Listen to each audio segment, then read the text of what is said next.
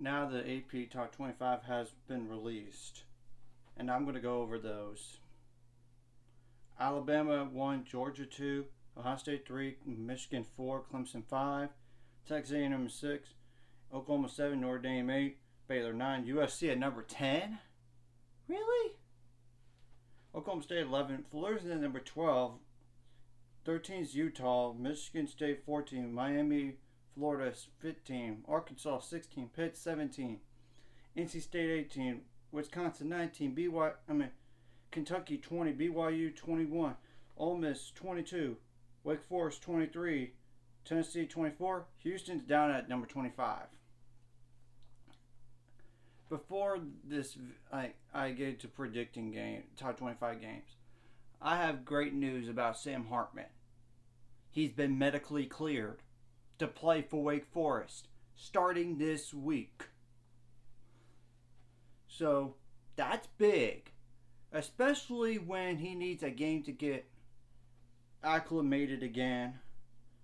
And they're going to play, they're going to play Vanderbilt this week, but they're going to play, they're going to play Liberty the following week, and the following week after that is Clemson. So just to keep an eye out on that game now with Sam Hartman being cleared for sure.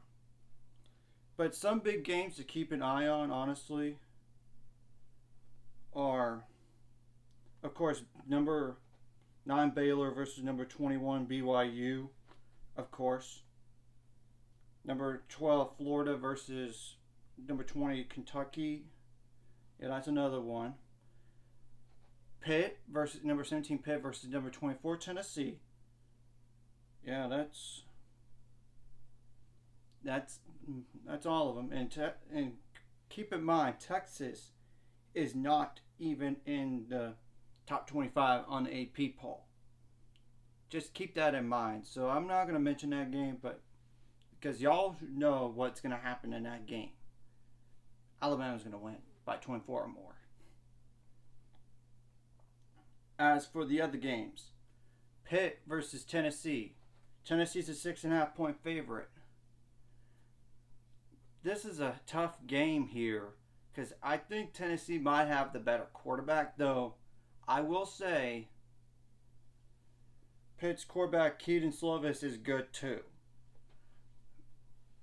And it's going to be like, I have a feeling this is going to be within a touchdown either way. But I'm leaning towards Tennessee just slightly more. But that's in my opinion. As for Florida versus Kentucky, 12 Florida versus number 20 Kentucky, Florida's a 4.5 point favorite. It's pretty hard when you have an emotional win against somebody that you're not supposed to. Then the following game, you might have a little letdown. It's in the swamp, and I get it's at home. I get that. But I think somehow Kentucky squeaks one out, but I won't be surprised on Florida winning, though. Don't get me wrong. I could see Florida winning. I could.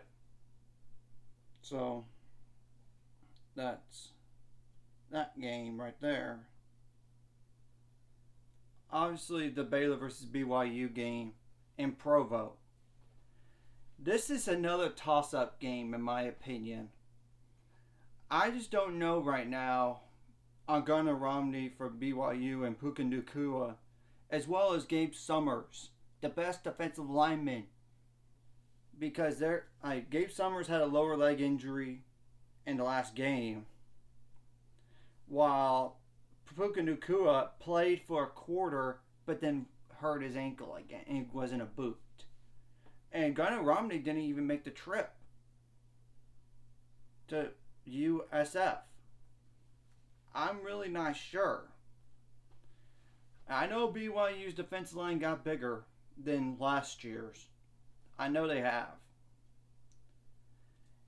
This is like I said, this should have been the game day one because it's the best match of them all.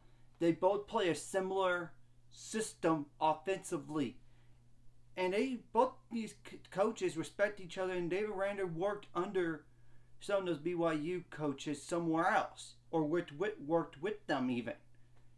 So it's a pick'em game, but I have a hunch that Baylor will somehow pull this one off, but it won't be easy by any means. I expect within 10 points. Though I could see the other way. So, like I said on all these games, they're pick-ups. I mean, like Tennessee is that good. Pitt's that good. Florida versus Kentucky, yeah. That's just 3 games in the top 25. Because I'm not going to consider Alabama and Texas as a pick, because we all know what's going to happen. Alabama's going to cream Texas, and they're going to run up the score to 24-point or more victory. It's going to be 24 points or more. So, anyways, I just want to bring all of that together in one video on the news about Sam Hartman, as well as the new AP poll coming out, as well as my predictions on those top 25 games. Like and subscribe if you haven't already. Let's get into 400 subscribers or more by the end of this year.